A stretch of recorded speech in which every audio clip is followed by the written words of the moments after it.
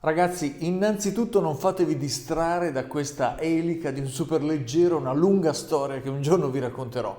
Ma la domanda è questa: cosa ci faccio io nel mio laboratorio di fronte a questa bicicletta elettrica con un pannello fotovoltaico sulla mia destra e una batteria della Mani da 3,5 kWh 12 volt? Ebbene, non è difficile da immaginare. Questa è la vera transizione energetica ecologica, girare per le città con la bici elettrica, ma ancora di più con la certezza di caricarla attraverso fonti pulite, ovvero il fotovoltaico e le nostre batterie litio-ferrofosfato sicure e potenti della Mani. Ebbene ragazzi, questa bici mi è stata data da un'azienda cinese, voglio fare la recensione perché l'ho scelta io. Loro hanno detto: abbiamo diverse bici, quale vuoi Gianni per questa recensione? Ebbene, sapete che ci sono le fat bike, quelle pieghevoli, le city bike. Ho scelto questa per un motivo speciale, particolare, che è idoneo a questo canale, lo sapete, che riguarda anche non solo il viaggiare in città, ma anche in un certo modo. Ebbene ragazzi, il tempo di iscrivervi al canale e vi spiegherò tutto, come ricaricare a gratis le nostre biciclette, scooter, monopattini attraverso un impianto molto semplice sul vostro balcone, sul vostro giardino con il fai da te.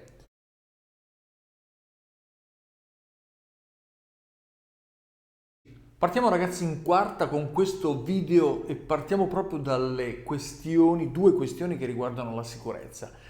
La prima è questa ragazzi, adesso io farò la recensione di questa bici che ha anche l'acceleratore. Ebbene ragazzi, l'acceleratore non si usa sulle strade pubbliche, si usa su strade private, su quelli che sono dei percorsi prestabiliti, dei selciati, eccetera. Questa è una bici che ha anche gli ammortizzatori, avete visto, quindi va anche fuori strada. Ebbene, in situazioni vostre, private, avete dei campi, delle situazioni dove volete usare l'acceleratore, è fattibile, ma non su strade pubbliche, ok? Perché lo sapete, non ci nascondiamo, queste bici sono tutte a norma, circolano in Italia, in Europa, ma sono anche modificabili e tanti vanno a modificare le velocità e quant'altro. Ebbene, è fattibile a livello elettrico, elettronico, ma non è nel rispetto delle leggi. Se vi fate male, le assicurazioni poi non pagano. Questo è il primo fattore. Il secondo riguarda la carica. Molti mi chiedono: Gianni, io voglio caricare la mia batteria direttamente dal pannello. Non è possibile perché le batterie, come sapete, soprattutto le litio, hanno bisogno di una carica controllata. Non possiamo buttargli dentro tensioni e amperaggi che vogliamo. Ecco perché il lavoro deve essere fatto dai regolatori, dai caricatori specifici, quelli creati dalla casa che ha costruito proprio le batterie e quindi poi la bicicletta. Ebbene, attraverso questo evitiamo di rovinare le batterie o peggio ancora di fargli prendere fuoco. Quindi queste cosettine con le quali inizio il video sono le solite norme di sicurezza di questo canale per andare a farvi viaggiare in fai da te ma anche in serenità. Ok ragazzi, questa è una partenza per dire: noi caricheremo questa bike questa e-bike dal fotovoltaico. Questo è un pannellino piccolo da 100 watt, se vi basta solo per questo.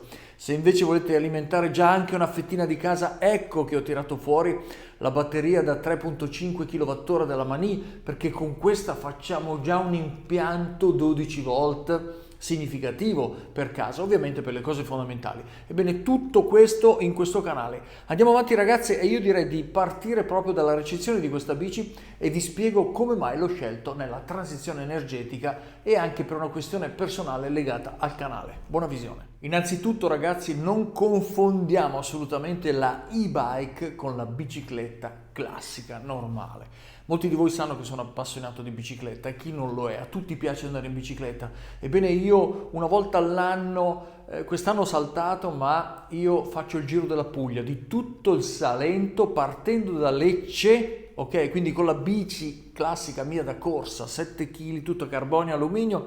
Parto da qui sul treno, la bici deve essere chiusa, arrivo a Lecce, scendo e faccio il giro del Salento, quindi vado a Gallipoli, poi Santa Maria di Leuca, salgo da Otranto e ritorno a Lecce, tutto in 3 giorni facendo survival col mio zainetto piccolo e dormendo all'addiaccio. Ebbene, questa è un'esperienza che consiglio per coloro che amano questo tipo di esperienze in bici, perché sono 3 giorni, a volte 4, di survival in bicicletta, veramente super attrezzati, chiaramente contenuti nei pesi, ed è un discorso totalmente diverso. Ragazzi, la Puglia è bellissima e piatta, girata in bicicletta in questo modo, abbiamo piccole salite e situazioni che sono veramente un piacere. Punto a capo. Quella è la bici, quella è la passione, questa è una e-bike, significa che attraverso l'assistenza alla pedalata, quindi questa ha la pedalata assistita, con la regolazione che facciamo dal display 1, 2, 3, 4, 5, abbiamo un'agevolazione. Significa, oggi la voglio usare per fare un po' di sport, metto 1 e quindi devo spingere.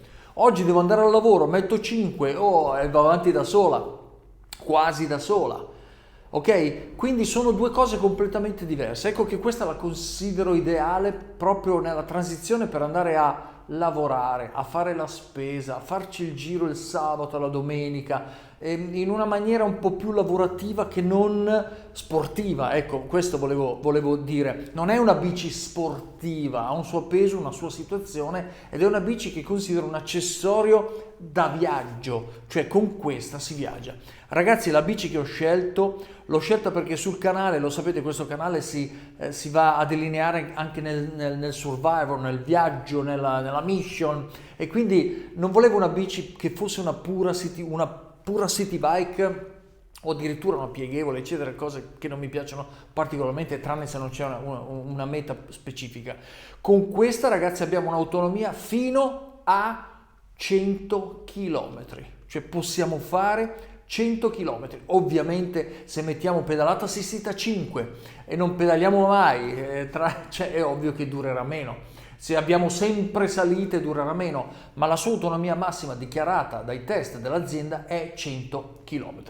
Ora io l'ho presa questa, me la sono fatto dare da questa azienda proprio perché, avendo gli ammortizzatori, può fare anche un po' di fuoristrada. Attenzione, non il fuoristrada delle mountain bike, ovvio, con questo si può andare sulle strade bianche, quelle di calcare pressato, su situazioni che sono un po' fuori. Abbiamo una casa in campagna, abbiamo una baita. Ebbene, io con questa, ragazzi, farò vedere anche qualche video sul canale, il giro dell'Abruzzo col mio zaino, con la mia pedalata, e quindi sulla Maiella, sul Gran Sasso. Farò un bel tour in botte da 30, 40, 50 km e sarà un piacere. Ora, l'ho scelta per questo, con gli ammortizzatori, con il cambio Shimano. Adesso vi farò vedere anche dei dettagli, ed è una bici ideale. Non è una fat bike che si usano anche sulle spiagge, non è una city, ma è proprio una bici da città con possibilità di escursione. Andiamo avanti, ragazzi, perché si sta facendo interessante, e poi dopo la recensione vediamo tutte le connessioni al sole. Buona visione, ragazzi.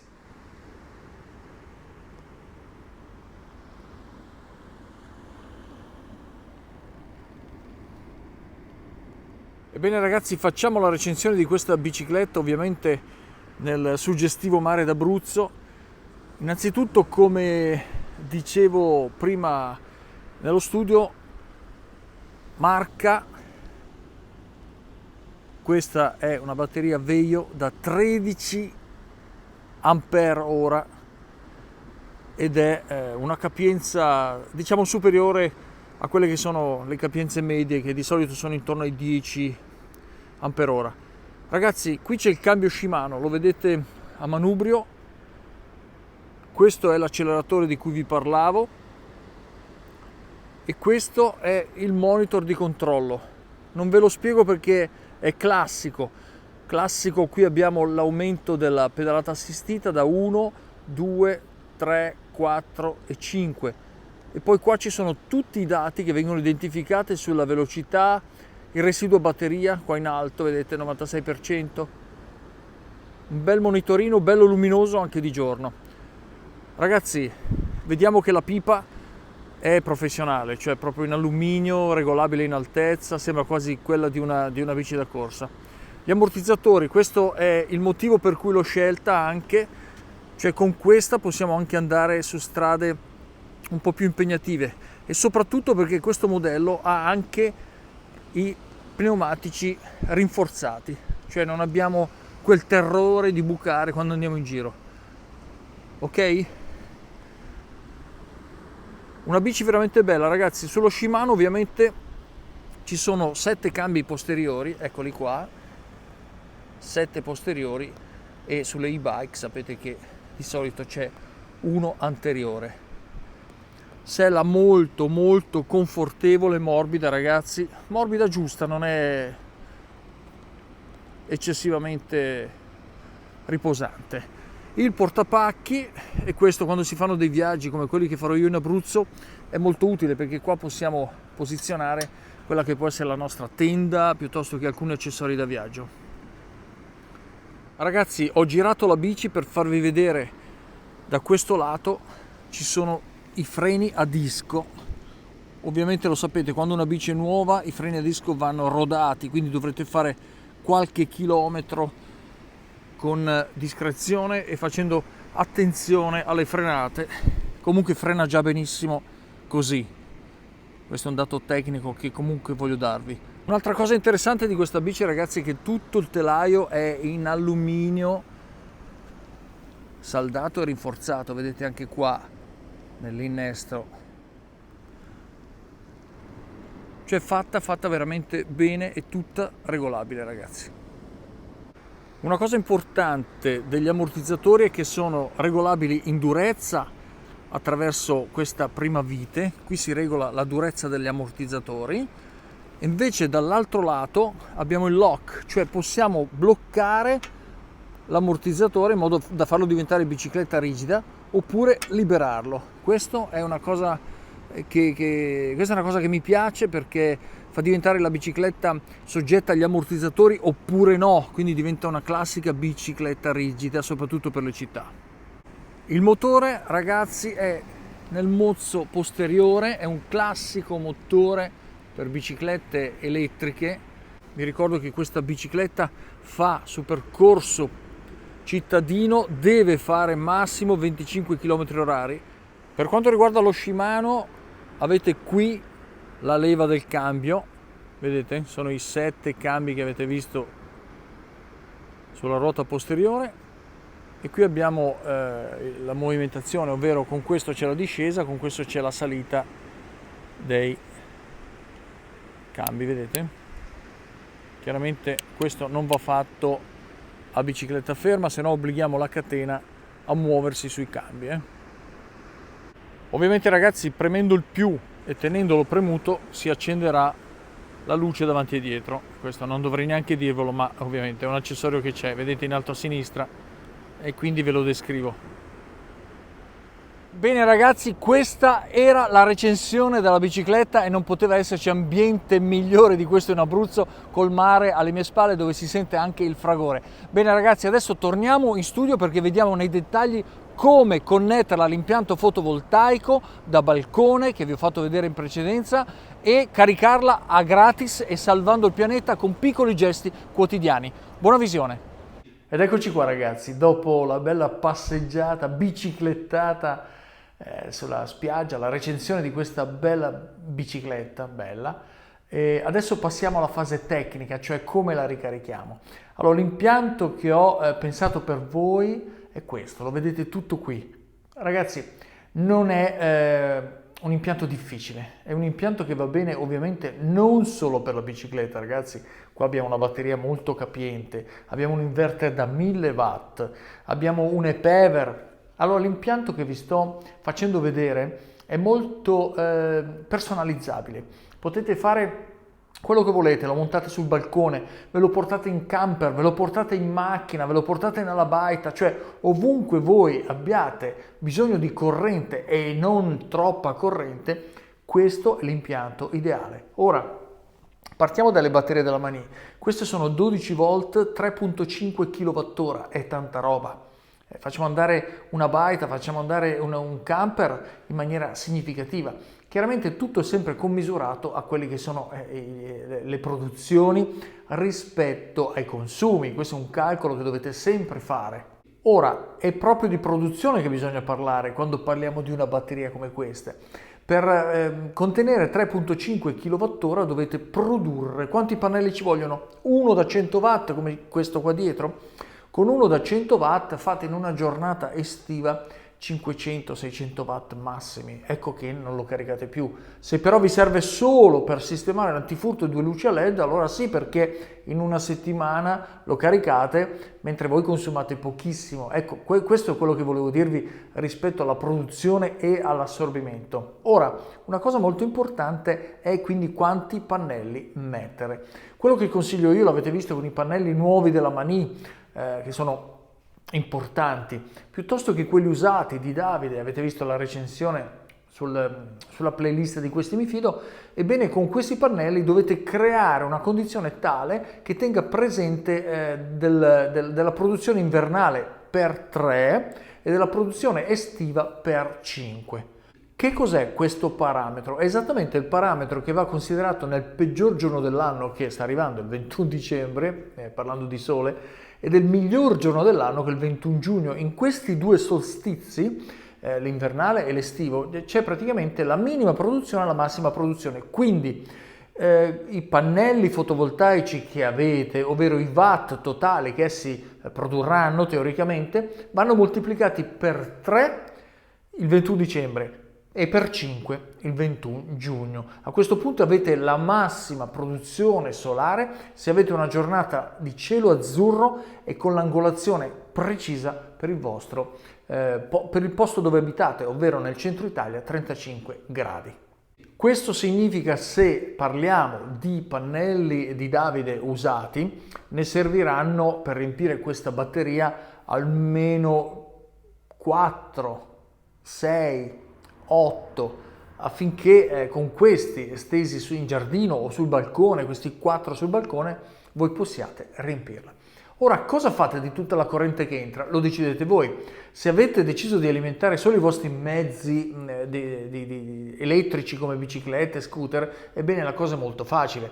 Perché? Perché da questa batteria uscite e andate, poi vediamo tutte le connessioni, e andate a questo è un inverter 12 volt 1000 watt della ePever. È un inverter molto di qualità, è molto buono, è portatile, ecco perché vi dicevo potete portarli anche sui camper, sulla vostra baita. È una postazione questa, ovviamente con i pannelli piccoli, non quelli grossi, che potete tranquillamente portarvi ovunque senza lasciarle lì in maniera stazionaria e che ve li possano rubare. Quindi ad esempio con 5 o 6 pannelli di questi qua piccolini da 100 watt, voi arrivate in un punto, posizionate, agganciate il tutto e fate ovviamente tutto con le prese volanti, che possono essere le prese Anderson ad esempio, che sono molto efficaci, molto buone. Ebbene, con una condizione così portatile voi avete energia dappertutto. Bene, continuiamo a vedere alcuni dettagli per questa installazione. Come fare? Ebbene, anche se l'impianto è modesto, piccolo, comunque potente, ha bisogno di tutti quei componenti che qui ho raffigurato oggi, ve li spiego uno per uno, per farvi capire come va composto l'impianto. Poi ovviamente lo adattate voi a quello che è un potenziamento maggiore o inferiore rispetto a questo. Allora, se ipotizziamo di aver preso dei pannelli, ne abbiamo messi di questi piccoli, ne abbiamo messi 4 in serie, abbiamo creato, voi sapete in serie si sommano le tensioni e rimangono fermi gli ampere. Quindi questo qui è un pannello piccolino, ideale per la 12 volt, noi l'abbiamo messo in serie per usare questo ePever, ok? Questo è uno degli ePever più piccolini, però chiaramente potete prendere quello più grosso e più grosso ancora a secondo di quanti pannelli volete attaccare. Bene, cosa succede? Dalla nostra stringa che metteremo in giardino o che metteremo sul camper, noi arriviamo a questa scatolina. Questa è praticamente lo sapete benissimo, è un contenitore del quadro elettrico, di quelli piccoli, dove metteremo dentro questo, cioè il magnetotermico che serve a sganciare i pannelli. Cioè quando noi abbiamo bisogno di fare manutenzione, vogliamo sganciare un po' di cose, partiamo sempre con sganciare i pannelli. Sganciando i pannelli non facciamo nessun danno, abbiamo isolato l'impianto e lavoriamo, facciamo modifiche, migliorie, eccetera. A questo punto, quando siamo arrivati in questo quadretto e siamo passati dal magnetotermico, molti di voi stanno già dicendo: sì, ma Gianni, il fusibile? Bravi. Ebbene, sui pannelli ci va un fusibile. Potete inserire anche un fusibile qui all'interno del quadretto, quindi uno staccafusibili, quei portafusibili che si staccano. Questo vi può agevolare se vi piace quella tipologia. Se no ci sono anche i portafusibili MC4. Questi vi ricordate che ci sono sia i diodi di blocco che i MC4 con fusibile incorporato. Ebbene, il fusibile deve essere all'incirca il 40% degli ampere che avete costruito nel vostro fotovoltaico, 40% in più. Io consiglio anche per impianti così semplici l'MC4, praticamente sul balcone o sul camper mettete tutti i cavi in serie o in parallelo. Chiaramente se è in parallelo ci vuole un fusibile per ogni pannello, se sono in serie uno per ogni stringa. A questo punto siete arrivati sempre nel quadretto e attraverso il magneto termico uscite con dei cavi appropriati, quindi il cavo deve essere, se sul pannello c'è un 4 mm quadri, voi arrivate con un 6 mm quadri e avete un solo pannello, continuate col 6, ma non vi consiglio questo EPEVER che è già più significativo, potete prendere anche quelli molto più piccoli per la 12 volt, ok? Questo è un MPPT che serve proprio per chi vuole costruire un impianto già un po' significativo e caricare in maniera significativa e rapida queste batterie. Se no c'è anche, lo vedete sotto ragazzi, ci sono sempre i link. Di questo video vi metterò tutti i link con i nomi descrittivi e voi sceglierete i vari componenti per fare un impianto così, con questa batteria più leggero, pochi consumi o più significativo. Ovviamente l'inverter verrà acceso all'occasione, ovvero quando io arrivo in baita, ho montato tutto, accendo, pannelli producono, l'inverter potete fare anche andare un frigorifero, le luci, una lavatrice, di quelle portatili che consumano 700 watt, 600 watt, chiaramente questo è un inverter da 1000 watt, ma con una batteria così potete attaccare un carico anche più importante, quindi potete prendere anche un inverter di una potenza superiore, da 1,2 kW, 1,5 kW. Tenete sempre presente che sulla 12 volt non dovete esagerare e tenete anche presente che se decidete per un inverter ibrido lui ha dei consumi suoi, quindi non potete lasciare sempre acceso l'inverter che consuma nella giornata quei 50, 70, 80 watt e 90 watt, dipende dall'inverter, e vi brucia lui la batteria in assorbimento. Quindi questo è un video, ci tengo a farlo perché è un video che vi fa capire proprio come con i nostri mezzi mobili, bicicletta, camper, eccetera, noi andiamo ovunque e abbiamo corrente, un impianto piccolino da mettere nel cofano, portarvi dove volete, ma dovete tener conto di questi fattori, se no andate a succhiarvi corrente attraverso l'inverter. Invece all'occasione accendete, fate quello che dovete, caricate la bicicletta, fate andare le luci piuttosto che insomma quello che volete voi, ok? Andiamo avanti con altri dettagli. Per quanto riguarda le connessioni, ragazzi, ovviamente dovete avere un cavo, io dico sempre da 6 mm quadri con gli MC4 maschio e femmina, in modo che dai cavi dei pannelli arrivate direttamente dove dovete arrivare.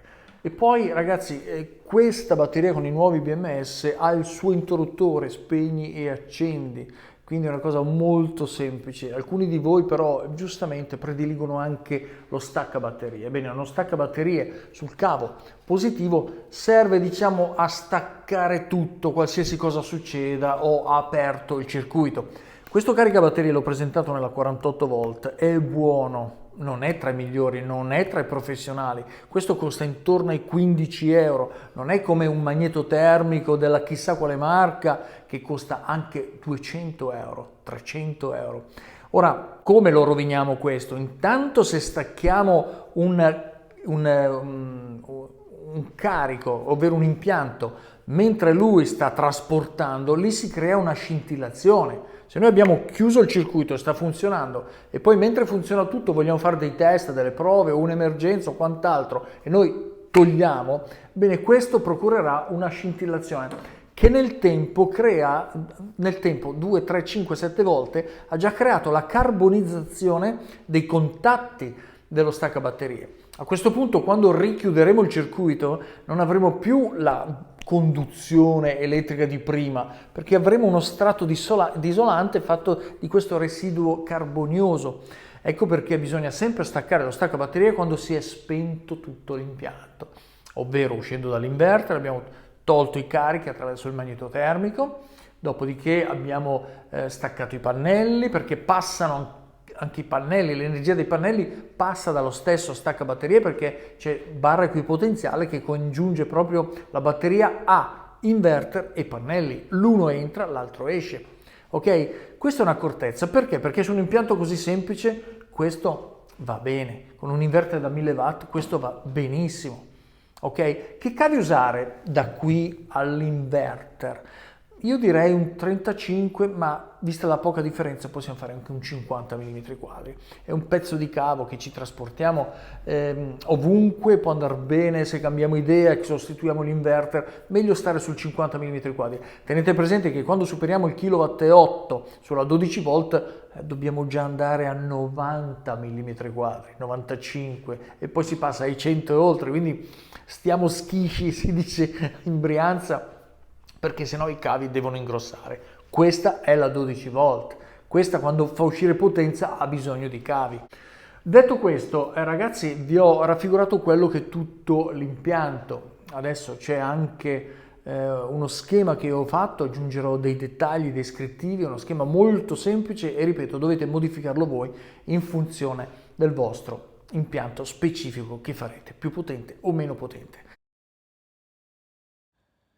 Bene ragazzi, questo è il grafico che vi ho preparato, lo schema che vi ho preparato. Qui, come potete ben vedere, è uno schema sintetico che raffigura quelli che sono tutti i prodotti che potete utilizzare, ma chiaramente, come ho detto nel video, questo può essere tranquillamente modificato e adattato alle vostre esigenze specifiche. Questo è un impianto molto semplice, l'ho costruito così perché è un portatile. Portatile cosa intendo? Che voi potete prendere questi elementi, montarli in una baita, montarli sul balcone quando vi servono, quando siete in vacanza, volete caricare la bici a gratis, ebbene poi potete tranquillamente smontarlo. Quindi studiate voi quelle che sono le situazioni di portabilità, ovvero cavi, volanti, con le prese connettori ovviamente di qualità. Io consiglio sempre le prese Anderson perché sono molto efficaci nella loro conduttività e sono semplici da montare. Il primo elemento che vediamo sulla sinistra è proprio il combiner box. Qui vedete che ci sono 4 portafusibili, c'è lo scaricatore di sovratensione e un magnetotermico.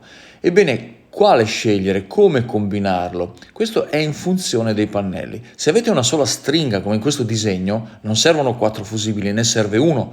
Ma se volete invece usare invece di un regolatore di carica MPPT, un PVM, allora a quel punto potete mettere anche i pannelli in parallelo, se il PVM lo consente e quanti ne dovete mettere.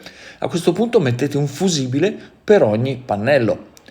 Dopodiché c'è lo scaricatore di sovratensione perché questo prevede un impianto fisso da balcone. Se invece è portatile, lo scaricatore di sovratensione non si mette perché non abbiamo una postazione ad esempio sul tetto. E il magnetotermico, quale scegliere? Ebbene, in realtà la protezione dei pannelli sono i fusibili, quindi noi andremo a scegliere un magnetotermico che in realtà è un interruttore, quindi lo prenderemo sovradimensionato in modo da dare una buona conduttività. Il secondo componente è proprio il regolatore di carica. Perché ho scelto questo EPEVER 6420 che è già impegnativo e già potente? Perché questo impianto prevede anche la modifica nel tempo. Se la cosa che state costruendo è idonea per ricaricare la bicicletta, lo scooter elettrici e nel tempo volete invece poi migliorare, potenziare il vostro impianto, ebbene con questo regolatore di carica potete farlo, perché vi ricordo che usandolo per la 12 volt lui ha molta meno potenza, quindi dovete prendere questo potente, ma poi lo stesso usato per la 48 volt vi darà una potenza molto importante. Quindi dovete scegliere questo che è un MPPT o un PVM in funzione dei pannelli e della combinazione che volete creare.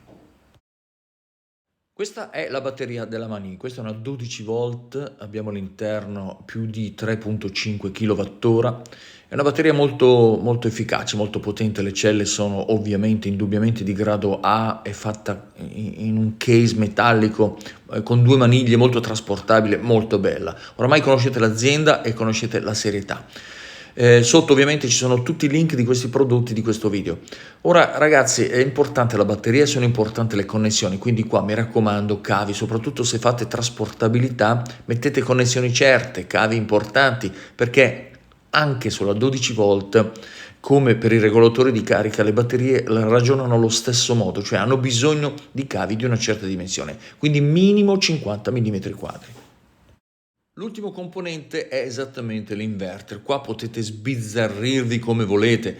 Io ho scelto questo EPEVER 1000 watt, è un'onda pura sinusoidale, è molto buono e è un on-off, cioè alla fine quando ci serve lo accendiamo e quando non ci serve più lo spegniamo. Già ha un'uscita a 230 volt se volete utilizzarlo nel camper o in baita direttamente con i vostri prodotti per la ricarica della vostra bicicletta. Altrimenti potete indubbiamente scegliere un altro tipo di inverter che può essere un ibrido, un toroidale, se volete una postazione un po' più importante. Ricordate sempre che quando lavoriamo con basse tensioni come la 12 volt, sempre i cavi grossi e sempre limitare le potenze per evitare i surriscaldamenti. Quindi ragazzi non è un impianto impegnativo, è molto semplice, è un impianto base fatto per principianti, ma anche coloro che sono competenti possono estrapolare informazioni utili per i loro camper, per quella che è la loro cultura generale.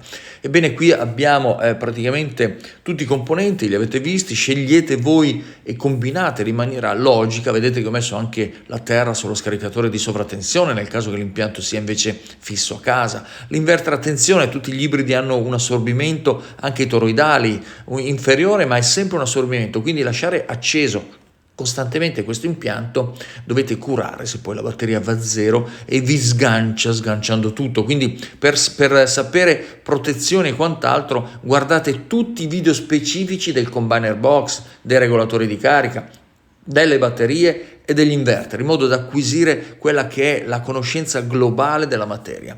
Bene ragazzi, questo è tutto per questo grafico, passiamo ai saluti finali. Ragazzi, è stato un bel video questo perché abbiamo costruito un piccolo impianto portatile che ci serve per caricare le nostre bici elettriche in vacanza, oppure lo posizioniamo sul balcone e carichiamo la nostra bici elettrica sul balcone, in garage se abbiamo anche un giardino dietro per mettere dei pannelli.